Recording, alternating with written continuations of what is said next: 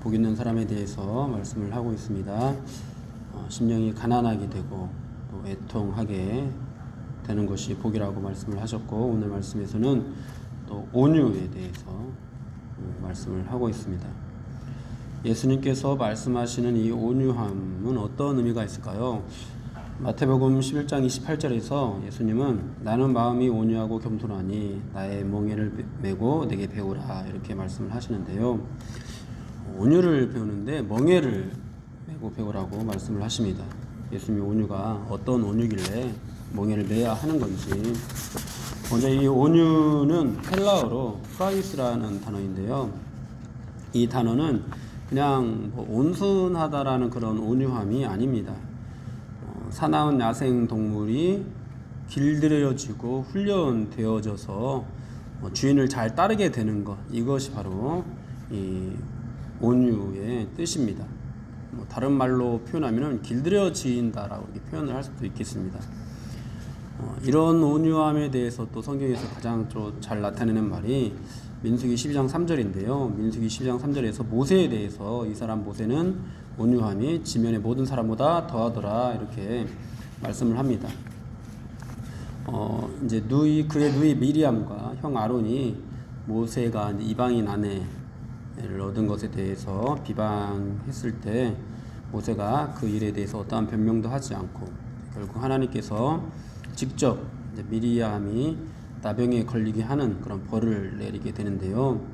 그때도 이제 모세는 하나님께 부르짖어서 미리암을 고쳐달라고 이렇게 말을 합니다. 자신을 대적했던 누이를 위해서 기도하는 것인데요. 그 모세의 성품에 대해서 표현한 단어가 히브리어로 아나우입니다. 그것이 온유함이었는데요. 이 아나우는 또 고통받다라는 그런 뜻을 어근으로 가지고 있는 단어입니다. 온유함이 타고난 그런 어떤 성품이 아니라 고통받고 괴롭힘을 당해서 길들여진 그런 온유함이라는 거죠. 바로 이것이 성경에서 말씀하는 온유함의 의미입니다. 누군가에게 길들여지고 훈련되어져서 순종적인 된 상태가 온유함입니다. 예수님의 온유함이 이제 결국은 그냥 어떤 성품적으로 나타난 것이 아니라 십자가의 순종함으로 나타나기 때문에 나의 멍에를 메고 이 온유를 배우라고 말씀을 하신 것이죠. 그냥 예수님의 온유는 비난과 멸시를 참으시는 것만이 온유함이 아니었던 것입니다. 아무 죄도 없이 세상에서 가장 고통스럽다고 할 수 있는 십자가 형벌을 당하기까지 순종하신 것, 그 순종이 바로 예수님의 온유인 것이죠. 가장 억울한 일을 정말 기쁘게 감당하신 것, 이것이 예수님의 온유입니다. 만약 우리가 아무 죄도 없이 다른 사람의 죄를 뒤집어 쓰는 그런 억울한 일을 당하면 마음이 어떨까요? 제가 이제 최근에 축구를 하면서 상대방이 헐리우드 액션으로 넘어지더라고요. 살짝 그냥 됐는데 넘어지더라고요. 그리고 페널티킥을 줘가지고 이제 실점을 하게 된 때가 있었는데, 근데 굉장히 억울하다고요. 근데 또 상대 팀에서 하는 말이 파울 아니다. 상대 팀이 와가지고 또 자기 팀 안에서 살짝 됐는데 그냥 헐리우드 액션으로 넘어졌다. 그러니까 자기는 그런 액션을 취해서 페널티킥을 얻어낸 거다, 이렇게 또 말을까지 했는데 파울 아니다까지 말하니까 제가 축구하면서 근 10년 넘게 한 번도 화를 내본 적이 없었는데 진짜 억울하더라고요. 그래가지고 그렇게 말하면 억울하죠. 제가 좀 화를 최근에 정말 제가 화를 내본 적이 없었는데 좀 약간 언성을 높였습니다. 정말 억울하더라고요. 그러니까 그런 것을 제어하는 것, 내가 억울한 일을 당했을 때도 그런 억울함까지도 제어할 수 있는 것, 이것이 이제 여기서 말하는 온유함인 거죠. 여러분, 그런데 우리가 보는 교회 모습은 어떻습니까? 조그만 일로도 마음이 상하면은 교회를 나오지 않거나 또는 교회를 옮겨버립니다. 교회에 나오고 또 교회에서 봉사하는 것이 무슨 대단한 선심을 쓰는 것처럼 사소한 일에도 그렇게 나 교회 안 나와, 나 봉사 안 해, 이런 말들을 하는 거죠. 그런데 여러분 이런 사람들도 진짜 온유하게 되는 순간이 있습니다. 여러분 그게 언제냐면은 바로 이제 돈 앞에서 그렇게 하는 겁니다. 보수를 받는 일을 할 때 뭐 직장에서 업무적인 어떤 그런 일 앞에서 또는 사업하는 사람들, 장사하는 사람들이 손님 앞에서 온유하게 됩니다. 아무리 다혈질이어도 손님 앞에서는 온순하게 되죠. 그것이 그 사람의 타고난 성격이 아닙니다. 그렇게 이제 자기를 제어하는 거죠. 여러분 이것이 바로 온유인 거예요. 온유의 핵심인 거예요. 내가 원래 성격이 온유해서 그냥 착하게 이렇게 사람을 대하기만 하는 거, 이것이 성경에서 말씀하는 온유가 아니라 어떤 권위 앞에서 내 모든 기질들을 죽이고 그냥 순종적이 되는 것, 그렇게 어쩔 수 없이 온유하게 대할 수밖에 없는 것, 이것이 이제 성경에서 말씀하는 온유인 것이죠. 그럼 바로 이런 온유가 직장 생활 이런 데서만 나오는 것이 아니라 우리의 가정 생활에서, 우리의 교회 생활에서 나와야 한다라는 것입니다. 예수님께서 바로 복 받은 사람에게 그런 성품이 나온다고 말씀을 하고 있는 것입니다. 이런 온유한 자에게 주어지는 것이 무엇이죠? 땅을 기업으로 받는다고 이렇게 말씀을 하고 있습니다. 우리는 여기서 말씀하는 이 땅을 영적인 의미로만 받아들일 필요는 없습니다. 하나님께서 이스라엘 백성들에게 가나안 땅을 주신 것처럼 하나님께서 당신의 백성들에게 주시는 물질적인 기업으로 받아들일 수도 있습니다. 어쨌든 이 땅은 하나님께서 주시고 우리가 차지하는 것이 아니라는 것입니다. 하나님께서 주시는 것이지 우리가 차지하는 것이 아니라는 것입니다. 우리는 이스라엘 백성들이 하나님께서 이 주신 그 가나안 땅을 차지했다라고 표현을 하기도 하는데요. 사실 따지고 보면은 그들이 차지한 것은 아닙니다. 그들의 스스로의 힘으로 차지한 것이 아니라 하나님께로부터 얻게 된 그런 땅입니다. 그것을 상징적으로 보여주는 사건이 바로 여리고 사건인데요. 여리고 성은 이스라엘 백성들이 전투를 해서 점령했던 성이 아니죠. 철저하게 말씀에 순종해서 그 성이 무너지게 되었습니다. 하나님의 말씀에 순종하는 이스라엘 백성들의 온유함으로 여리고 성이 점령된 것이죠. 우리는 이것을 잊어서는 안 됩니다. 약속하신 땅이라고 하더라도 우리가 가서 차지하는 우리의 열정으로, 우리의 노력으로 차지하는 그런 것이 아니라 철저하게 하나님께 순종함으로 하나님으로부터 얻게 되는 땅이다라는 것이죠. 여러분, 온유함으로 받게 되는 땅에는 바로 그런 성격이 있습니다. 우리가 열정을 가지고 뭔가 막 대단한 일을 행해서 차지하게 되는 어떤 그런 은혜와 복이 아니라 우리의 순종하는 그 온유함으로 하나님께로부터 받게 되는 것, 이것이 바로 온유함인 것이죠. 그리고 이것이 바로 땅을 기업으로 받는다는 말씀의 의미입니다. 여러분, 그런데 세상은 이런 성도의 온유함을 비웃습니다. 니체는 신은 죽었다라고 말을 하면서 이런 온유함을 비웃었습니다. 이 온유함이 약자의 덕이지 강자의 덕이 아니라고 하는 것이죠. 이 초인의 힘을 가진 초인의 정신을 주장했습니다. 그 정신이 있어야 세상을 이길 수 있다고 말을 했습니다. 이런 니체의 말, 이런 사상을 받아들여서 세상을 정복하려고 했던 대표적인 사람이 바로 히틀러입니다. 이런 이론으로 또 세상을 지배하려고 했던 사람들이 공산당입니다. 지금 바로 이 순간에도 이런 정신으로 러시아가 이제 우크라이나를 공격하고 있는 것이죠. 이런 정신으로 또 중국은 주변 국가들을 속국으로 만들려는 소위 공정, 동북공정 해가지고 모든 주변 국가의 문화들을 자기의 문화인 것처럼, 원래 중국의 문화이고 역사였던 것처럼 그렇게 주장을 하는 것이죠. 여러분, 이런 사상은 국가 간에만 나타나지는 않습니다. 우리 일상생활에서도 얼마든지 나타나는데요. 소위 갑질이라는 모습으로 나타납니다. 이 사회의 강자들이 이제 약자에 대해서 갑질을 합니다. 그런데 여러분, 강자들만 약자들에게 갑질을 하는 것은 아닙니다. 서로 얽힌 관계 속에서 약자들끼리도 갑질을 합니다.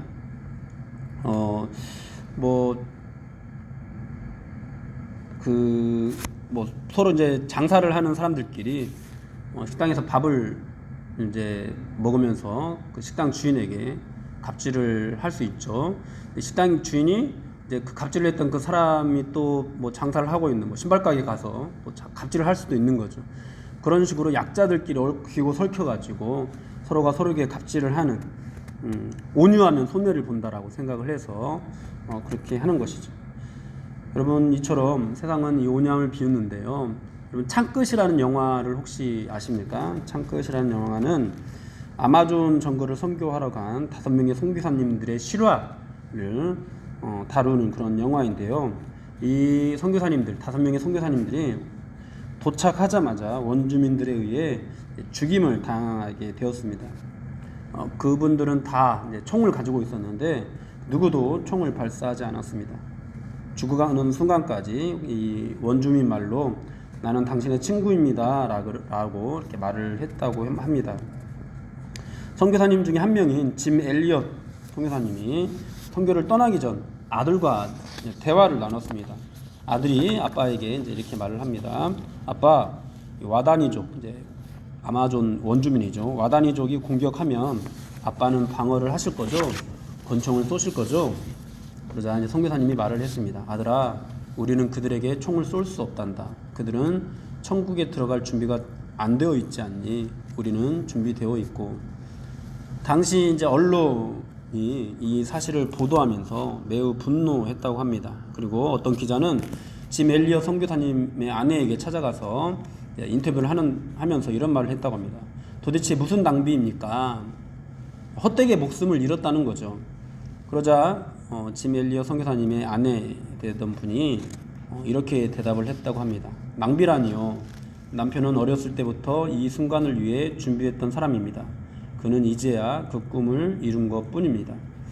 여러분, 이 이야기의 결론이 어떻게 나는지 아십니까? 5년 후에 이 선교사님들의 부인들이 그곳으로 들어갑니다. 와다니족은 여인들은 공격하지 않는다고 합니다. 그래서 이제 그분들이 들어가서는 뭐 죽임을 당하지는 않았는데 그곳에서 헌신적으로 이 와다니족에게 사랑을 베풀었습니다. 그리고 어느 날 이 와다니족 추장이 물었습니다. 당신들은 왜 이곳에 와서 이런 수고를 합니까? 그때 이제 그녀들이 말을 했다고 합니다. 죽임을 당했던 그 5명의 선교사들이 자신들의 남편이라는 것을 밝히고 그들 자신들이 이곳에 온 이유는 하나님의 사랑 때문이라고 그렇게 말을 했다고 합니다. 그래서 이 와다니족은 모두 예수님을 믿게 되고요. 짐 엘리엇을 죽인 와다니 청년은 나중에 목사가 되었습니다. 이 짐 엘리엇 선교사님이 대학생 때 썼던 일기가 나중에 발견되기도 하는데요. 일기장에는 이런 글귀가 적혀 있었다고 합니다. 결코 잃어버릴 수 없는 것을 얻기 위해 지킬 수 없는 것을 버리는 자는 절대 어리석은 자가 아니다. 아멘. 여러분, 이 온유를 비웃었던 니체와 히틀러는 결국 오늘날 약자가 되어버렸습니다. 저는 이 소련이 우크라이나를 침범한 것이 이 약자가 된 자의 몸부림이라는 그런 생각이 듭니다.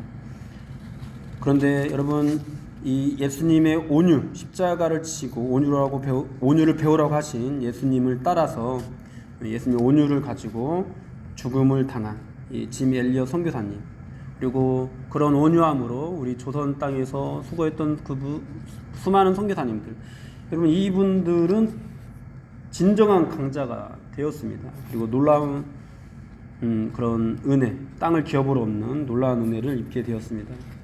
그렇습니다. 여러분, 온유하면 손해를 보는 것 같지만, 온유하면 지고 망하는 것 같지만, 결국 그 온유한 자가 실질적으로 땅까지도 소유하게 되는 것.